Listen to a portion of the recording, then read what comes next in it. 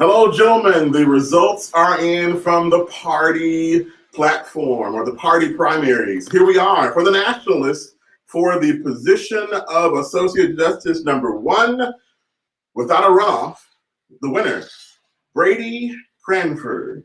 Going into Chief Justice for going to run off at 12:30, Rashad Thrower and Harrison McCarty.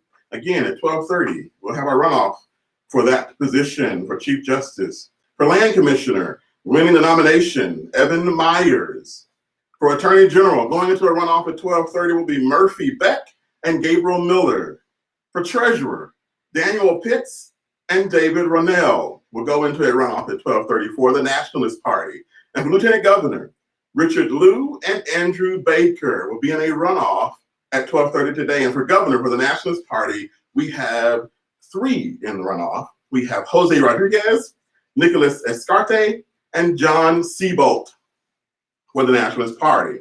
And then for Boys Nation, the top 4 that will go into the runoff for the Nationalist Party will be Esteban Lemos, Richard Liu, John Seabolt, and Jose Rodriguez. That's your Nationalist Party primary runoff.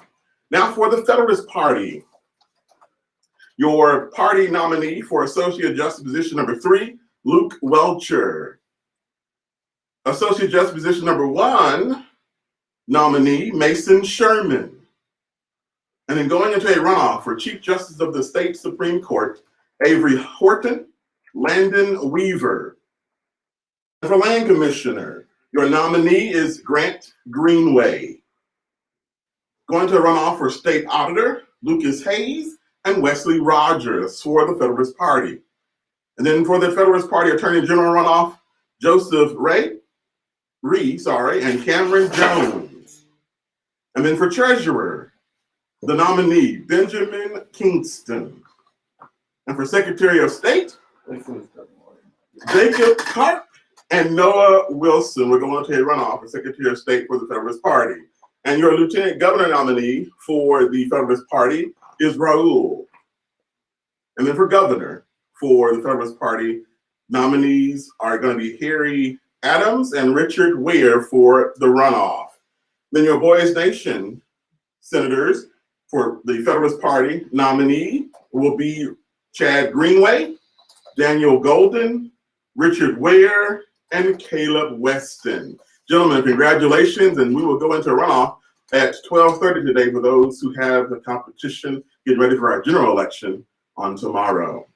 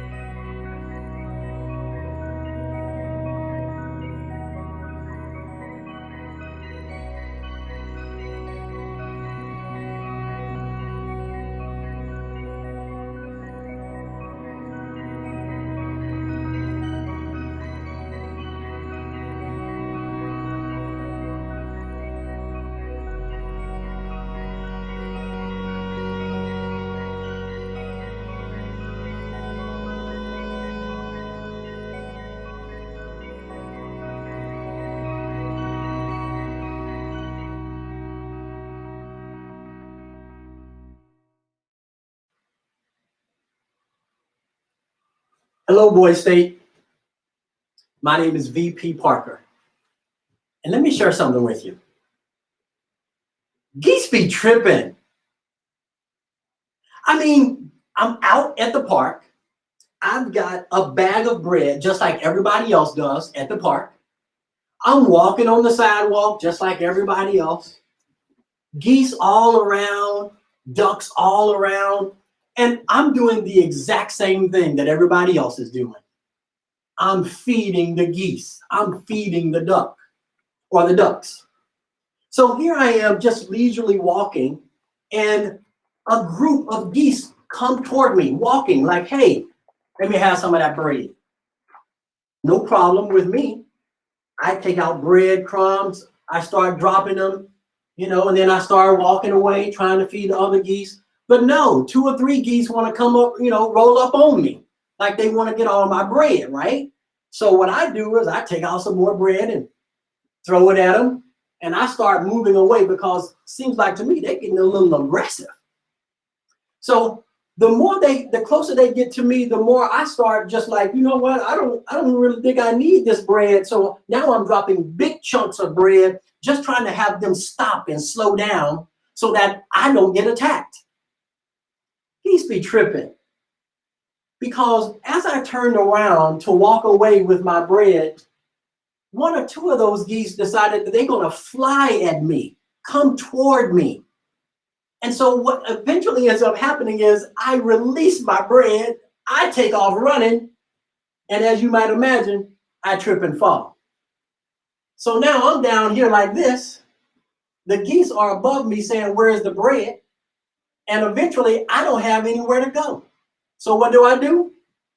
I end up down here. Geese be tripping. Because from this perspective, I'm seeing things differently. I'm seeing that I have nowhere to run. I'm also seeing things from their perspective. I'm seeing that down here, there's a lot to choose from. There's grass, there's bread. Other folks have bread, but I guess they like mine the most. What I realize while I'm down here, literally kicking off geese, saying, go on now, get. What I realize is that the perspective that I have down here is a different perspective than I have from up here. I begin to see things from their perspective. I begin to see things from the way that they see it. And that was interesting to me because when you're standing up here versus down here, you see things differently. The same thing is true when you're working with young kids, maybe like 2, 3-year-old, 4-year-olds. We're told that when we're interacting with them that we get down on their level and we talk to them, at eye level. You'll also find that in those classrooms, the things that you find on the wall are the things that are at eye level. Sometimes parents will walk into the room and not understand why things are not at their eye level because the classroom was not set up for them. It was set up for the people that were teaching or who's learning. It's also interesting that the same thing is true with life, perspective. Once you start looking at it from somebody else's perspective, you start seeing things that you've never seen before. So when we talk about inclusive leadership, which is what I'm going to talk to you about today, it's all about perspective. Let me give you another example of what I mean. Follow me on this journey. A husband, wife are in their kitchen, which is a rather large kitchen. And in that kitchen, they have a huge, big window. And I have this on the PowerPoint slide. Let me show you this big window that they're looking through. And so the husband is sitting in the kitchen, enjoying his coffee. Wife comes in and she says, look, our neighbors are putting clothes out on the clothesline. Yes, that's old school. But when you're living in this part of town where it's a lot of acres, you can see animals out there, people still hang their clothes out on the clothesline. The wife says to the husband, look, they're hanging clothes on the clothesline, and she peers a little closer and she says, ooh, I think they washed those clothes, but you can see that those clothes are dirty. Husband says, Mm-hmm. That was Sunday. Monday, husband is sitting in the kitchen enjoying his coffee. Wife comes in. She looks out of this window and she sees that the neighbors are putting out more clothes, hanging them on the clothesline. I know, again, old school. She peers a little bit closer and she says, ooh, they think that they clean those clothes, but they're really not clean. Husband says, mm-hmm. That was Monday. On Tuesday, husband is sitting in the kitchen enjoying his coffee. Wife comes in and she looks out and she says, oh, look, they're hanging out their sheets now. And look, they're very clean. Somebody must have known what they were doing.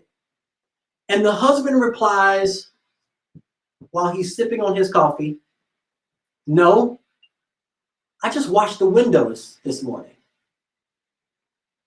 I just washed the windows. The big takeaway here is sometimes our windows are dirty. And we're looking through those windows. And when we look through those dirty windows, we see things on other people that are not always there, which is pretty interesting. So for the next 45 to 50 minutes, if you'll come along with me as we wash our own windows, because inclusive leadership is something that all of us need to know about. It's something that as a Boys State leader, you need to understand what inclusive leadership is all about, but we first have to do the work on ourselves. We first have to wash our own windows, which is what I kind of want to do today. So it's really not a keynote that's about to happen, that we're about to engage in. It's really going to be more of a discussion, and I want you to come along with me inside of that discussion. All right. So here's what I'm going to do. I have brought along a few friends that I'd like to bring to the screen now, because I'd like for them to help me better understand what their answers might be to a couple of questions that I might have.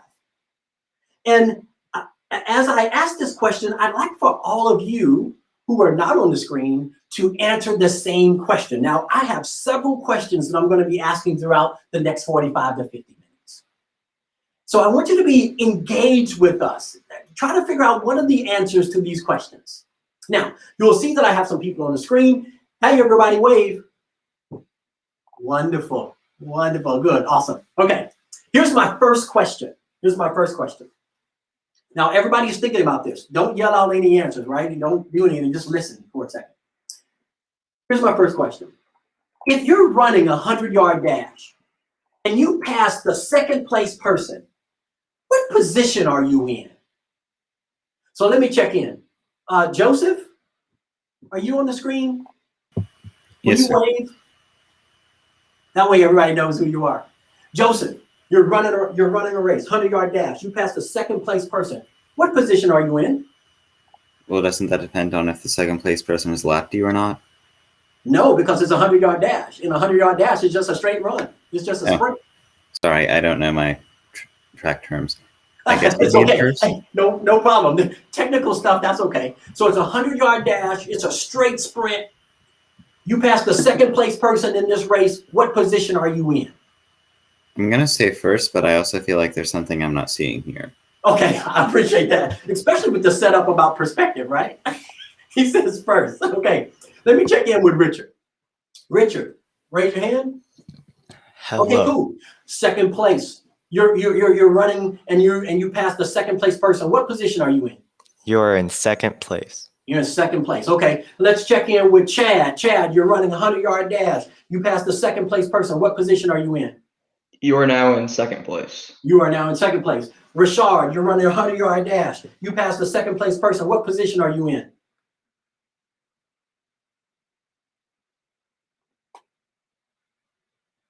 Oh, unmute. Oh, I'm sorry, second place. Second place. Okay, let me just make sure we understand. Perspective is everything. Perspective is everything. Most of the time when I ask this question to adults, the answer is always first place. But the truth of the matter is, if you're running a 100-yard dash and there's a second place person in front of you and you pass that second place person, you're now in second place.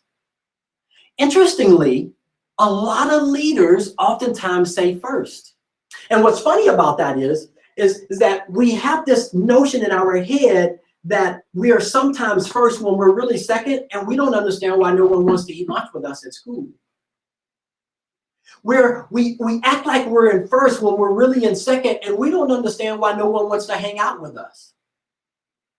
It's because sometimes we will take on a mentality that says, I know I'm first, but everybody else around you knows that you're second, and yet you're still asking, why is no one following me? Aren't I a good leader? Perspective is important. That's why I say geese be tripping. But geese really helped me better understand perspective. So thank you, gentlemen. I appreciate that. Believe me, the questions I'm going to ask later are going to get harder. This one was super easy. And Joseph, don't worry about your answer, bro. I promise you the other ones you're going to nail. He even admitted up front and saying maybe some things are missing. That's really not a trick question. Not at all. In fact, I'd like to ask that my 4 people who are on the screen, I'm going to come back to you in just a moment. So you guys hang tight. Don't need you on the screen right now, but you hang tight. Here's what I'd like for everybody to do. Everybody who is a delegate, I'd like for you to be paying attention to the screen because I'm about to ask a question to everybody, not just the people who were on the screen. And I just want to warn you, there is math in this. So that means people are anxiety ridden. Others are like, great, math I can do. Running a race, I can't do that. Here's what I need you to do. I'm going to ask you to solve a problem because leaders solve problems. I'm going to ask you to solve a problem, and I'm going to ask that you do it in your head. I'm going to ask that you not use any paper or pencil or electronic equipment. I'm going to ask that you just do it right there in your head, okay? Do not get any help from anybody, right? No texting, no checking in with folks on the chat. Here's my question. I have 8 billiard balls. At the very top of these 8 billiard balls is an equation.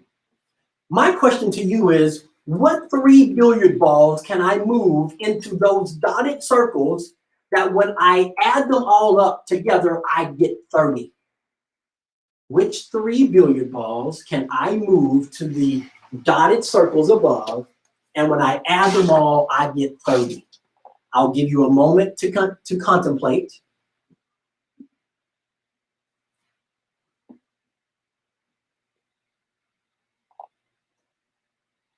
Awesome. Okay, here's what we're going to do next. This one is going to involve some polling.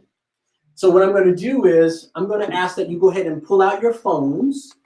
And I know that you're familiar with this type of polling because you've done it previous to my being here. And I'd like for us to answer the question, am I confident about that my answer is correct? So give me just a moment while we pull up the logistical pieces. So you will text to ARBS 2575 22333 and then submit, of course, and then choose your answer. I strongly agree that I'm confident about my answer. I agree. This is not even possible. It's a trick. D, I disagree. I'm not confident in my answer. And E, I strongly disagree. I'll give you another 7 to 10 seconds.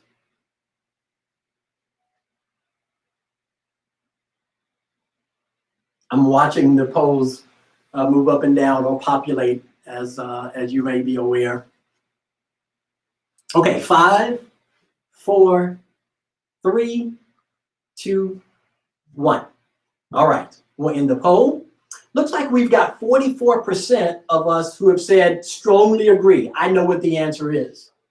So let's check in because perspective is everything. So what I'm going to do to show you the answer to this question is, yes, there really is an answer to this, but perspective is everything. What I'm going to do is I'm going to use that 9 ball, that green ball in the bottom left-hand corner. What I'm going to do is before I move that ball up into the circle, I'm going to flip it over into a 6. And then I'm going to move that ball up into the top.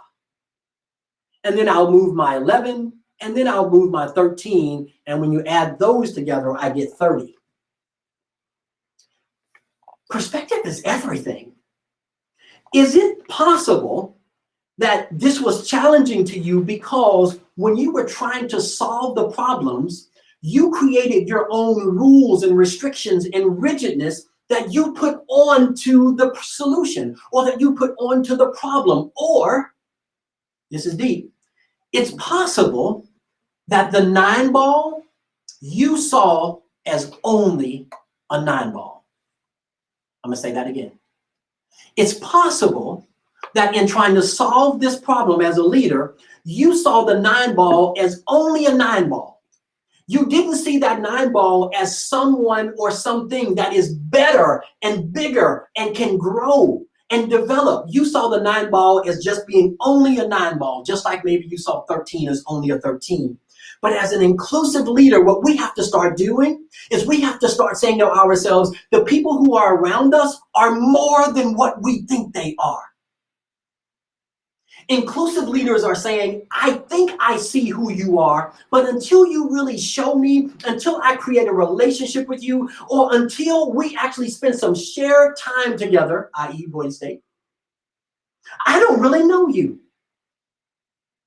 So the only way to solve this problem is for you to let go of the rules and the restrictions and the rigidness that you put on yourself, that you then put on other people, and those people can help you solve problems, but you won't allow them because you see a 9 ball as only a 9 ball. I think you might remember that in Shrek,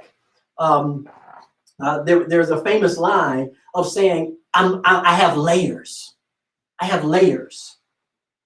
But oftentimes when we look at people, we don't see people as layers. We just see them as dimensions of something that we value or not value. Inclusive leadership is me saying, I've got a problem to solve, and I'm going to have everybody around me help me with that problem. And I'm not going to see only just these folks as just them. I'm going to see them as more than that. It's called having a growth mindset. Versus a fixed mindset that says, when I see a 9 ball, he or she is only a 9 ball. They can't do anything for me. They cannot help me solve this problem. Inclusive leadership is saying that as a Boise State leader, I am going to be open to what people bring me, and I'm not going to put them into a box and then walk away saying, you know what, you're in that box. Now, when I need that box, I'm going to come back and get you. I'm going to come back and check in with you. But what I'm actually sharing with you is that you put people in places, but you come back and say, you know what, I'm not going to let this box hold you or constrain you. Inclusive leadership says you are more than what I'm thinking that you are. That's inclusive leadership. Sometimes diversity and inclusion and equity gets a bad rap, and I want to make sure that you understand that we need diversity, equity, and inclusion. We need people who are going to show us different perspectives. Geese be tripping. But those geese gave me a perspective that I had never had before. It was a perspective of me laying on my back, seeing things from their perspective, and I never would have thought that this is how they see the world. Here's another thing that's interesting. When it comes to being an inclusive leader, the only way to get there is through exposure and experience. So I exposed myself to the geese. They gave me the experience of seeing a new perspective. I exposed myself to Boise State. Boise State gave me the experience of seeing things from a different perspective. Perspectives that I didn't have when I came in here, because let's be honest. When you walked into Boise State virtually and you sat down, all the stuff that you sat down with was all of the stuff that your parents and your grandparents and your friends and your church and your soccer team and your football team, all the stuff that they've given you was what you brought to Boise State. The question becomes for you, are you only just that? Are you only just a 9 ball? Or are you more than that? And you can be more than that if you engage and get some experiences inside of Boise State where you're interacting with other boys who think differently than you, so that you can then leverage that. Oh, I know somebody who thinks like this. Let me check in with them and find out what's the best way to pursue an argument where I'm trying to win an election, where I'm trying to do better for the city or the county. It's all about exposure and experience, but you have to be willing to be uncomfortable in that process. That's what inclusive leadership is. Now, I'm going to introduce this diversity wheel, the dimensions of diversity, and then I'm going to bring on my four delegates back up because I want to ask them a question. I want to make sure that you recognize that when it comes to inclusive leadership, everybody is different. Of course, right? Everybody's different. On this particular wheel, which we're going to call the diversity wheel, everybody has character, some type of character. Also, everybody falls into that primary category, that yellow or gold one, where we're talking about age and physical ability, ethnicity, sexual orientation, gender, race. Yes, by the way, these are things that we think we can see. I'm going to say that again. These are things that we think we can see. And because of those things that we think we can see, then we start treating people differently. Oh, she's a girl. Okay, so I'm going to do this. I'm not going to invite her. I'm not going to have her be a part of what we're doing. She's a girl. Well, sometimes that may be appropriate, but other times it's not appropriate when we're trying to figure out salaries. If women may be paid less than men for doing the same job. Or how about sexual orientation? I don't want to hang around with somebody who is gay, lesbian, bisexual, transgender, non-binary, and plus, because they make me uncomfortable. The question becomes, why do they make you uncomfortable? Did somehow or another it change you because of who they are? Or maybe it's I don't like hanging around with people who are much older than me. I'm talking about my elderly family and all that stuff. They don't know anything about media, and they don't know anything about electronics, and now we've written them off for whatever reason. An inclusive leader is saying, I want people who are different than me to be around me. That's inclusive leadership. Or maybe when you look at that secondary piece, geographical location, like where you grew up, your political affiliation, your education, your nationality, I mean, even your appearance, your religion, your values, all of those things, if you get to know those people who are different than you, they give you exposure and experience that sets you up to be an inclusive leader. Okay, so you'll see in the top right-hand corner it reads, everyone shows up on the same diversity wheel, which is all of that stuff we just talked about, right? And everyone shows up differently. Now, here's something that I'd like for us to take a little bit deeper dive into, because I want to make sure you understand how this works before I start asking you all of these questions that I'm about to ask. I want you to start thinking in your head. By the way, let me bring up my four delegates, because I want them to start thinking about this, and I'm going to ask Richard first to go first, but I also want Chad to be thinking about this too. I want you to think about two dimensions on this wheel that really shaped who you are today. Richard, in a moment, I'm about to ask you, what are two dimensions on this wheel that really shaped who you are today? Chad, I'm going to ask you the same question. What are two dimensions? Now, I'm going to start first, just to give you an idea of what I mean. So on here, there is one dimension that is called let's see. I think I'll go with, I'm gonna go with parental and family status. When I was growing up, I was the middle child of three boys, and I was raised by a single parent. And as you might imagine, being a single parent with three boys, we're not living the millionaire life. But how we grew up was a very impoverished type of setting. It was for Christmas, Rashard, for Christmas, when we opened up gifts, they were socks. And we better be happy about it. Chad, during Christmas, when we opened up presents and it was clothes to go to school, we were happy about it. There were no Xboxes, there were no 360s. When we opened up presents and it was a notebook or a backpack for school, that's how I grew up. And it has impacted how I see things now. I don't really go out and buy frivolous stuff. Like if I need it, I'm going to get it. But I still have that mentality of I'm going to always be buying the stuff that I need and trying to save money because based on how I grew up, we didn't have a lot of money. Here's another thing that impacted me, race. Growing up as a Black man or a Black young boy in the small town that I was in, inside of that town, I was seeing how some people who were white or not white or just not Black were treated differently than how I was treated. There were some things that other people got that I just didn't get, or maybe just didn't even have exposure to. Even now, at a little bit older, I'm only just a little bit older than all of you guys, by the way. I'm a little bit older. I'm still feeling the same way because race matters right now. I mean, it's a big deal all across the nation and the world. And I still feel that way when I see cops behind me and I'm driving. I feel a certain type of way. My blood pressure goes up, my heart rate increases. I get a little tense because I don't know what's about to happen based on what I've been seeing.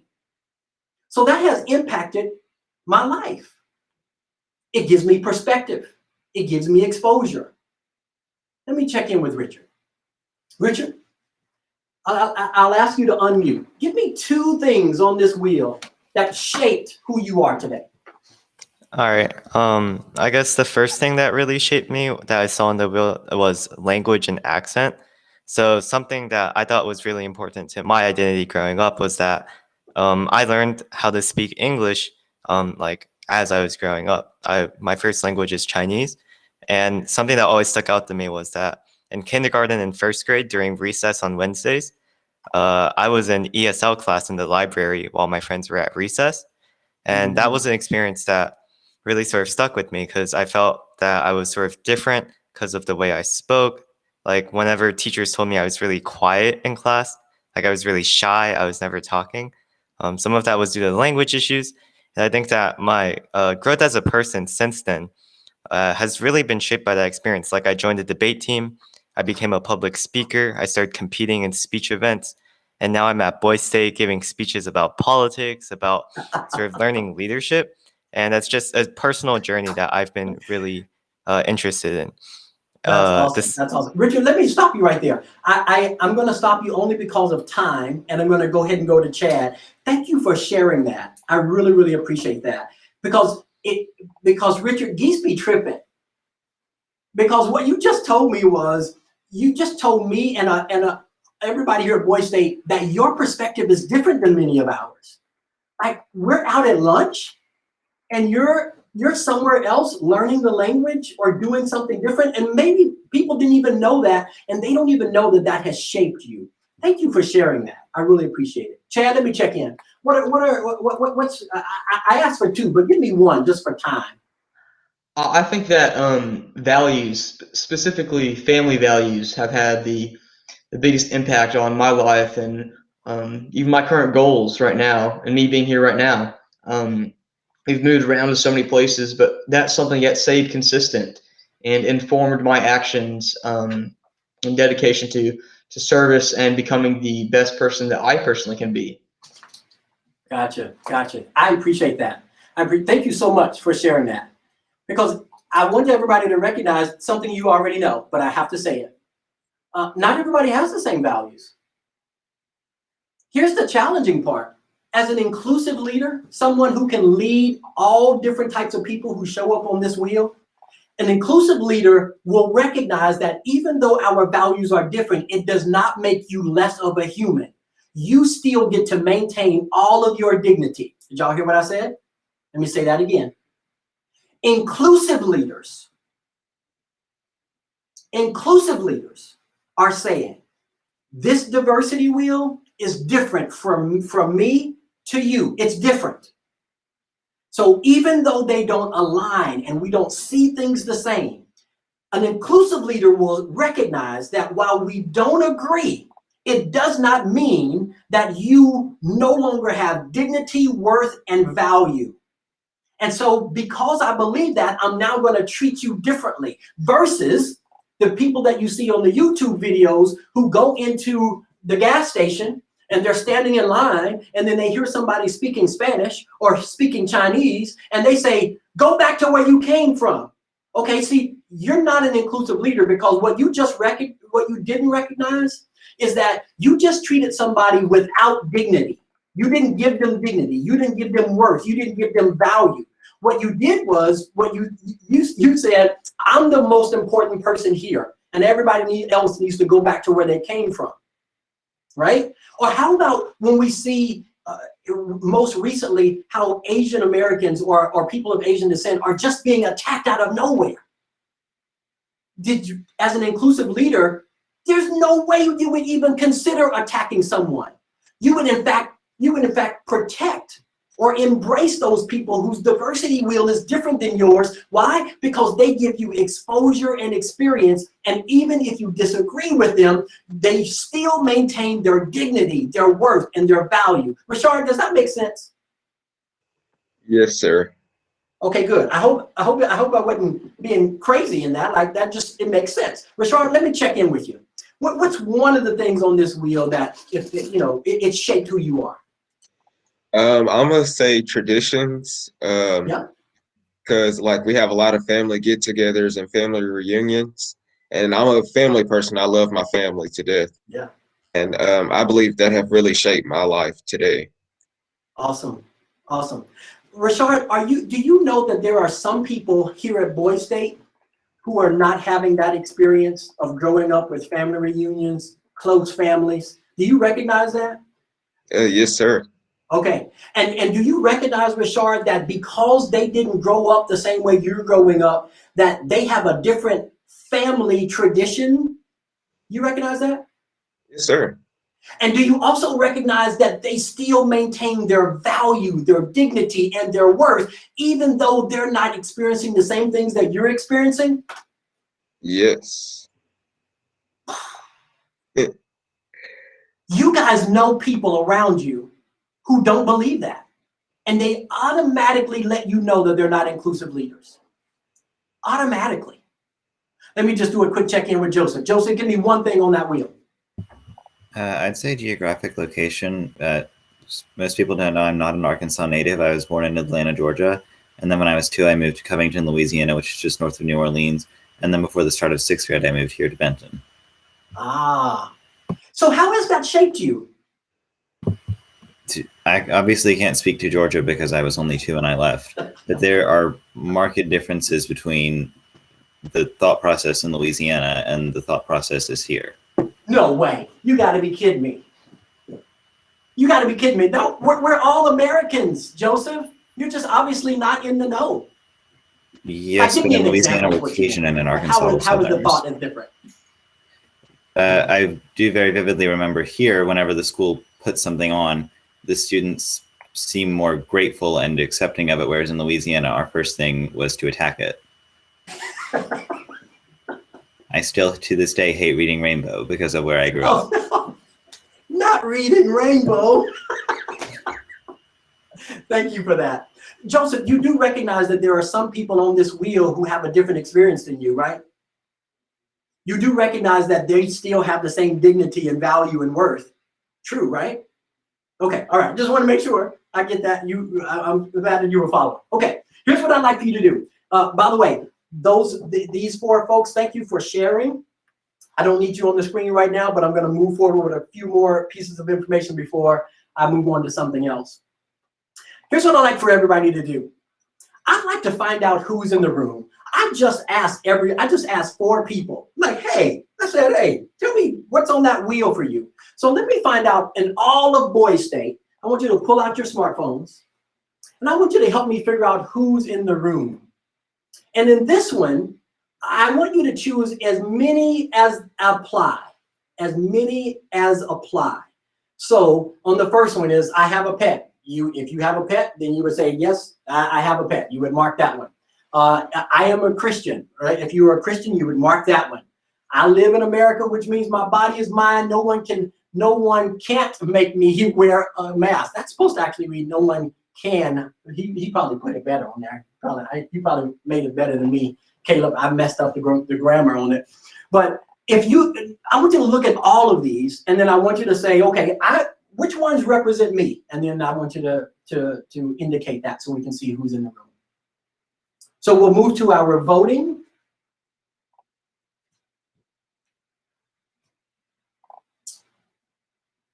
I saw it pop up on the screen, but then it went away. Looks like there's still some voting happening.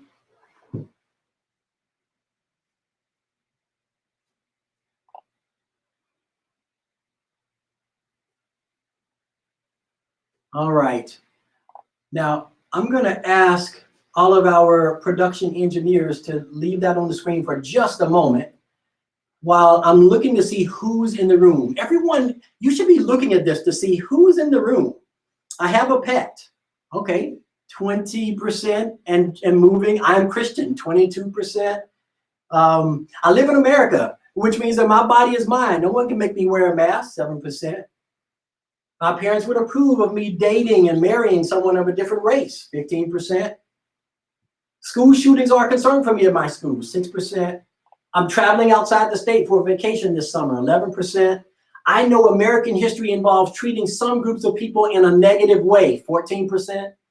I'm a member of the LGBT plus community, 3%.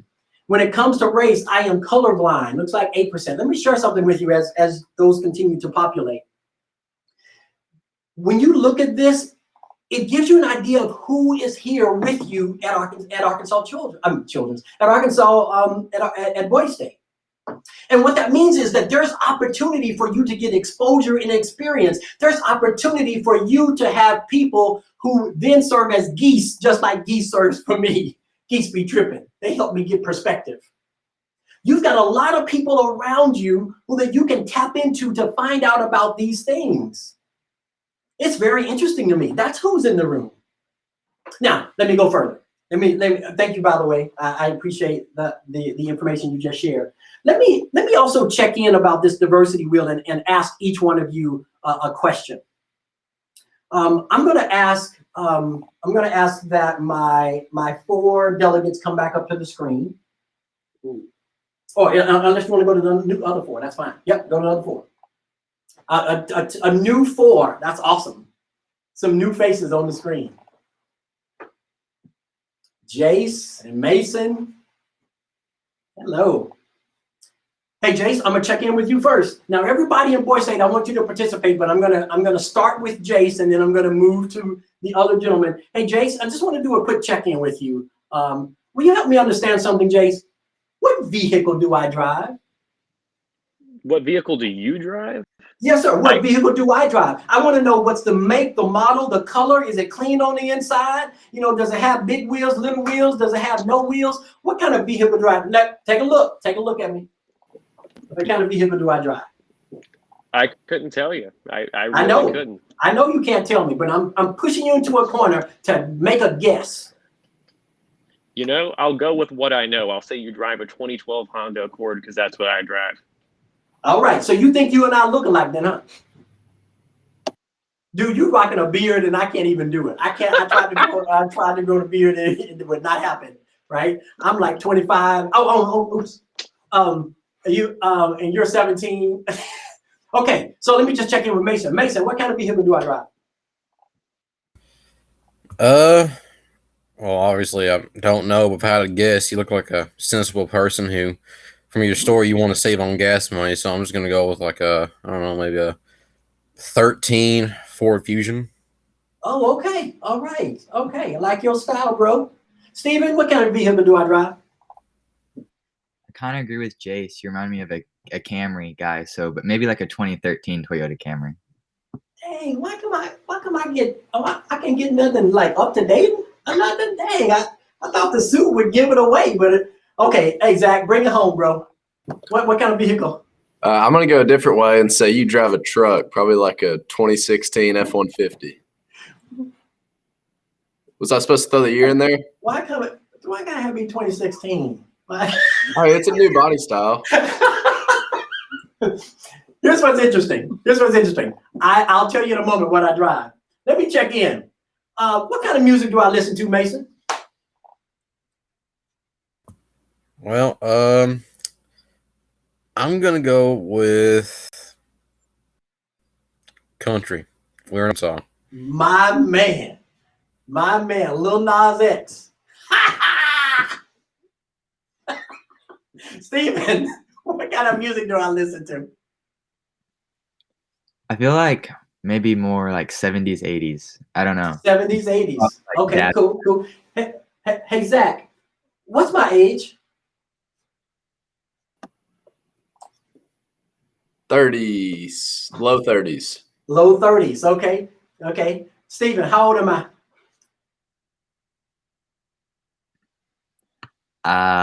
I'm low 30s probably. Low 30s. Mason, you on? How old am I?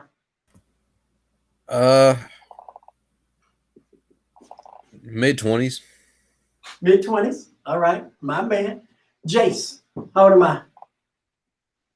You said a moment ago 25, so I'm just flattering the host. I'm going to say 25. Now that was mean, flattering the host. I heard that little side comment.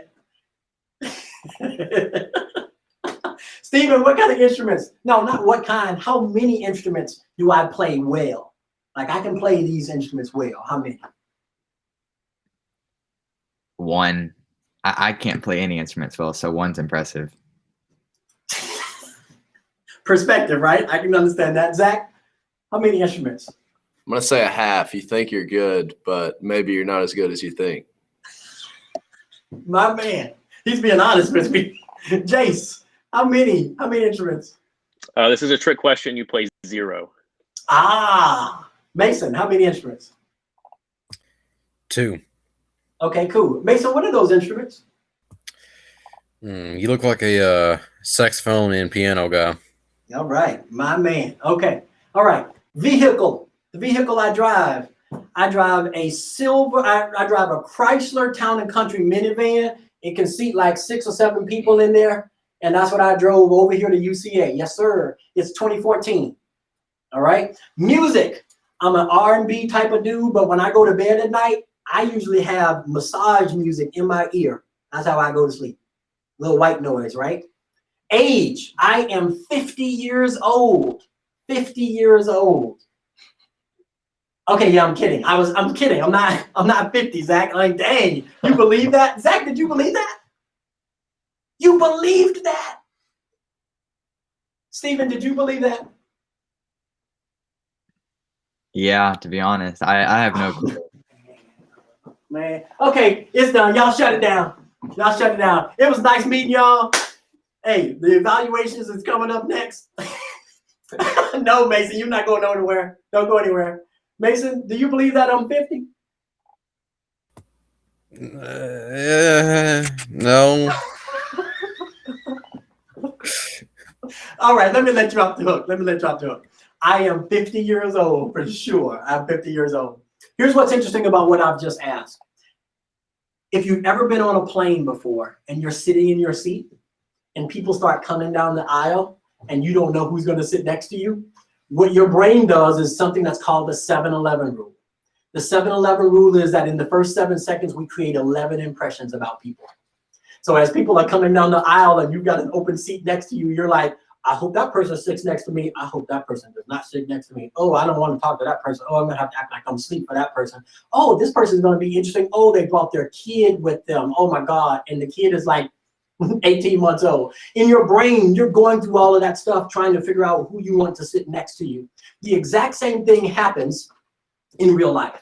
Inclusive leaders have to be those type of leaders who are saying to themselves, I hear the background noise about all of these different people and who they are and who I like and who I do not like. But an inclusive leader says, I hear that noise, but I'm also going to pause it and say that I'm not going to allow that to phase me as to how I interact with people. I'm not going to treat them badly or differently. I'm going to treat them how they should be treated. Right? And oftentimes we say, treat people how you want to be treated. That's called the golden rule. But honestly, when it comes to inclusive leadership, the platinum rule is supreme. The platinum rule is treat people how they want to be treated. Because how you want to treat yourself is maybe not how I want to be treated. So the platinum rule is treat me how I want to be treated. But the only way for you to do that is to get to know me. You got to get some exposure and some experience with me to figure that out. Now, let's take a look. What I'd like for you to do is to help me. Oh, by the way, my delegates, you can stay on the screen for while I go through this real quick. Here's what I'm about to do. I'm about to ask a few questions and I want to see what your answers are. All right. But you're going to have to write down your answers in your head, like write down your answers in your head. I know if that's possible. All the other folks who are not on the screen, I want you to do the same thing. Here's the bottom line. All of us have perceptions. All of us have this sight, smell, taste, touch, and hearing perceptions. When you build all of those perceptions together, you build what are called perspectives. That's how we see things. From those perspectives, we build on top of those beliefs. This is what we actually believe. It drives us. In fact, it not only just drives how we think, but it also drives our behavior. That looks like this: behaviors, values, and morals. And so here's the thing, Stephen. If the perception stuff at the bottom is jacked up, then it makes unstable all the stuff that's on top of it. Does that make sense? Like when you build it from the bottom, all the stuff is at the top can sometimes get a little shaky if the foundation is not true and solid, right, Mason? Yeah, I mean, it makes sense. Jace, does that make sense? Okay, very simple model, right? So here's what I'm going to do. I'm going to ask a few questions, and I want you guys to figure out what the answers are, and then I'm going to come back and ask you. First of all, I want you to just count. Nobody yell it out loud. Just count how many F's you see on the screen. How many F's do you see on the screen? It's not going to stay up there long, so count fast. How many F's do you see on the screen? All right, next question. Here's the next question. Mary's mother has 5 daughters: Nana, Nina, Nina, and No-No. What's the name of the 5th daughter? Next question. Folk is spelled F-O-L-K with the L silent. Poke is spelled P-O-L-K with the L silent. What is the white of the egg called? Next question. I have 2 coins, Mason. Both of those coins equal 15 cents, but one of those coins is not a dime. What are my coins? Next question. Zach, I'm just calling your name, but don't yell out any answers yet. Zach, how many animals did Moses put on the ark? Don't yell out any answers. Just think about that. Next question. Jace, guess the next 3 letters in the series. What would be the next 3 letters in the series? What would be the next 3 letters in the series? Mason, last question. This book is sitting on the bookshelf. It is the 4th one from the left and the 6th one from the right. How many books are on the bookshelf? Don't answer that. I just called your name. Let's do a check-in. Remember we just said that perception is everything, right? How we pull in all of these different things, and from those perceptions we have perspectives, and then those perspectives, we build on top of those perspectives all of our beliefs, and then those beliefs will then on the very top hold all of our behaviors or our values and our morals. And if the stuff at the bottom sometimes is skewed, it makes the stuff at the top a little bit shaky. I'm never going to tell you that your morals and your values are wrong, but I am going to tell you we need to check ourselves before we wreck ourselves. We need to say, geese be tripping. Because what happens is the more experiences and the more exposure you get, the more you begin to change some of the things that build your morals and values and your behavior. But the only way to make that happen as an inclusive leader is if you're willing to expand and get exposure and get experience. Or are you just going to stay right here where you are, believe in what you believe, never ever to be talking to anybody else who believes differently? In fact, when it comes to how you believe, you're only going to watch CNN. When it comes to what you believe, you're only going to watch MSNBC. You're only going to watch Fox News. When it comes to believing what you believe, you're only going to turn on the radio station on certain genres, and then those are the ones that you love. But when you hear somebody else, you're listening to somebody else, you write them off. That's not inclusive leadership, because you will start to change the stuff at the bottom if you get experience and exposure. And here at Boy State, this is the prime opportunity for you to do that. So now let me give you an idea of what I mean. I want you to check yourself. How did you do on some of these answers? How many F's did you count? Zach, how many F's did you count? 3. Counted 3 F's. All right, cool. Let me just check in. Stephen, how many F's did you count? 4. All right, cool. Let me just show you something. Everybody, there are 1, 2, 3, 4, 5, 6, 7 Fs. 1, 2, 3, 4, 5, 6, 7. 7 Fs on the screen. If your perspective is messed up, then if your perception is messed up, it messes up your perspectives, which then can sometimes shake your beliefs, and then those shakes and those beliefs can sometimes affect our behaviors, our morals, and our values. If you can't count Fs, then how in the heck are we good at telling people that women can only do certain jobs and can only be paid so much? And if we can't count Fs, then why is it that we think that we can tell women what to do with their body, but when it comes to men parts, there are no laws, there's no legal stuff around our men parts? When we talk about women and reproductive rights, we're thinking, oh, who's the one that made those? Men. Hell, we can't even count Fs. When I say we, I mean all of us. How many board state delegates do we have? 300. 300. I'm talking about all 300 of us, and 301, including me. When I first did this, I counted 3 Fs, yo. 3 Fs. Our perspectives, our perceptions drive our perspectives drive our beliefs, and our beliefs drives our morals and our values and our behaviors. And if the stuff at the bottom is jacked up, then that means that we've already agreed that everything above it could be a little unshaky or unsteady. Unshaky. It could be shaky or not steady. And we can't count Fs? How about this? How about if I say, how about this, Jace? If I say, Mary's mother has 5 daughters. Nana, Nina, Nina, No. Jace, I know you got this one, right? What is the 5th daughter name? It's whatever the first one you said is that has all those sisters. Honestly, I don't remember her name, but it's that one. Okay. Oh, yes. Okay. Which one did you say, Jace? What's her name? The very first one that you said, the one that you said had all those sisters. Oh, okay. Mary's mother has 5 daughters. The answer is Mary. To Jace's point, sometimes what we do is we say Nana, Nina, Nina, No, and the next answer must be Nunu. But the truth of the matter is sometimes we don't even listen to the question. So if our perception is messed up, it impacts our perspectives, which then impacts our beliefs, which then impacts our behaviors. Let's go further. Let's see how well you've done. Mason, let me just do a check-in. Do you remember what the answer was to this question? Egg whites. Egg whites, yes. Or for the technical people, albumin. Now, here's the thing. Many of the folks here at Boise State, I'm telling you, if you were participating with us, the majority of us got this incorrect. They had written down or thought the answer was yolk. The question was, if folk is spelled F-O-L-K with the L silent, poke is spelled P-O-L-K with the L silent, what is the white of the egg called? Sometimes we don't even listen to the question. So just because I set you up with folk, sometimes we still get it wrong. Let's go further.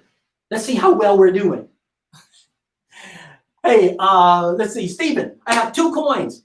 They both equal 15 cents, but one of those coins is not a dime. What are the coins that I have? Stephen, what's the answer to that? I had no clue. I thought it was a trick question, and they were both okay. Stephen, thank you for just being honest. Right? That's a trick question, VP. I'm not crazy. Let me check in with Mason. Mason, what's the answer to this? I don't know. Oh no. I see. Inclusive leaders are vulnerable, and they say, "I don't know, but I can find out the answer." That's what inclusive leadership is. You don't have to know everything. You just have to find people around you. Put people around you whose diversity wheel is different than yours so that they can hear the same problem and help you solve it. If you surround yourself with the same people who look like you, act like you, talk like you, eat the same foods as you, listen to the same music as you, dance like you, talk like you, speak like you, eat the same foods as you, when you put yourself around those people, then you're going to come up with the same answer that you're getting for this question. But when you expand and get experiences and exposure to people on a wheel who's different than yours, they will be able to say, "Oh, well, I know what the answer to that is." Zach, what's the answer? One of them in a dime, but the other one is. That is correct. Here's my question. I have 2 coins. Both coins equal 15 cents, but one of those coins is not a dime. What are the coins that I have? I have a nickel and a dime. The nickel is not a dime. If your perception is messed up, it sometimes will skew the perspective, which then skews the beliefs, which then skews some of our behaviors. And we still think that people who are a part of the lesbian, gay, bisexual, transgender plus community are people who have chosen to be that way. And yet we can't understand the difference between a nickel and a dime. Seriously, it's more complicated than that. Or maybe it's not. How about we just believe people when they tell us who they are? How about that? How about we believe, how about we are real with ourselves as leaders when we recognize that for us to actually be here in America, there had to be some negative things that happened to Native people on this land before we got here. And yet we as Americans will turn around to people and tell them to go back home. You can't discover a land that already have people on it. Inclusive leadership is saying, I recognize that these are some tough conversations, but these diversity wheels are different than mine. I want to hear them. I want to see them. I want to interact with them. I want to stay connected to my boy state folks who think differently than me, because they're going to give me that experience that VP was talking about when he said, geese be tripping. I see Jace, he chuckled a little bit on that one. Geese gave me a whole different perspective, because their diversity wheel is different than mine. Let's see what else we came up with. How many animals? Let me just check in with, let's see, Stephen, let me check in with you. Stephen, what's the answer to this question? I didn't know this one either. You didn't know this one? Okay, I'm gonna just check in with Mason. Mason, what's the answer to this one? Moses didn't take anyone in the ark. Noah did. That's exactly right. That's the answer. So the question was, how many animals did Moses put on the ark? Moses didn't put any animals on the ark. Noah did. Sometimes we are so gung-ho about our faith that we don't recognize that there is any other faith out there. And if there are any other faiths out there, we think that they're not as legitimate as ours. They're not as real as ours. Inclusive leaders don't think like that, young men. Inclusive leaders recognize that I can have my faith and you can have yours, and we're still good. Like, we're still good. We can still be buddies. We can still hang out. We can actually still learn from each other. That's the exposure and the experiences. Let me make sure you understand something. That the fact that we would tell people, I'm going to pray for you, bless you, have a blessed day. All of those things, we're just assuming that everybody else has the same faith as us, and they may not. It's okay for us to be who we are in our faith and have other people have their different faith, but that means we should not push ours on them. There really is inside of our history, there really is an understanding that there should be separation between church and state. It's okay. It's all good. Inclusive leaders just say, I want to make sure that I surround myself with people who are different than me. That's what inclusive leadership is. I'm beginning to wrap up here. Last one of, well, actually it's two here. And I will start to wrap up in just a very short amount of time. Let me check in with Jace. Jace, next three letters in the series are what? I-T and S. I-T-S. I know that you got that right, Zach. I know that you nailed that one. Zach says, no, I didn't. Hey, Zach, why is the answer I-T-S? I have no idea. Okay. Jace, tell him why the answer is I-T-S. It's the first letter of each word in that series up top.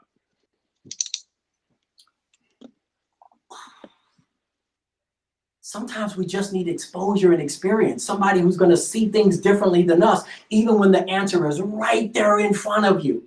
The answer is literally right there in front of us, and we oftentimes get this wrong.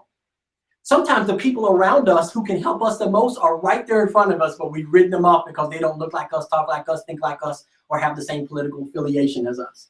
Let me just do one more check-in. Hey, Stephen, how many books are on the shelf? You better count that up. There you go. Good. Thank you very much. I appreciate that. The answer is 9. The answer is 9. All right. Here's what I want to end with. Geese be tripping. Oh, by the way, my delegates, thank you so much. You don't have to be on the screen anymore. Geese be tripping. But geese have helped me better understand what inclusive leadership is. And let me just share something with you as I part. There is no superhero that got their powers through wonderful situations. Let me say that again. There is no superhero that got their superpowers through wonderful situations. There was always something that happened to them that was stressful and bad or unfortunate. And from that, something great came from it.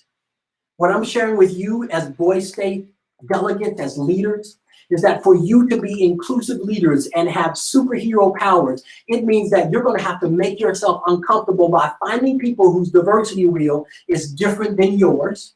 Seek them out so that you can get the exposure and the experience so that they can take you to another level so that you can have superhero power. It just means that you're going to be uncomfortable. It's going to be hard sometimes because sometimes you may actually have to disagree with your parents. But the truth is, inclusive leaders will do that because that's the right thing to do. That's how you lead people who are different from you. You bring them in closer, find out what their experiences are, find out what exposures they can give you. And then you too one day will say, "He's be tripping." Thank you, everybody. I really appreciate your time. I really appreciate your time. If you have questions, please just send those questions to the Q&A. They'll hand those questions off to me, and I'll see if I can follow up with them. I want to make sure that we stay on time here at Boy State. Thank you so much for your time. I'm repping Boy State all day, every day, baby. Thank you, everybody. Y'all have a great rest of the day. He's be tripping.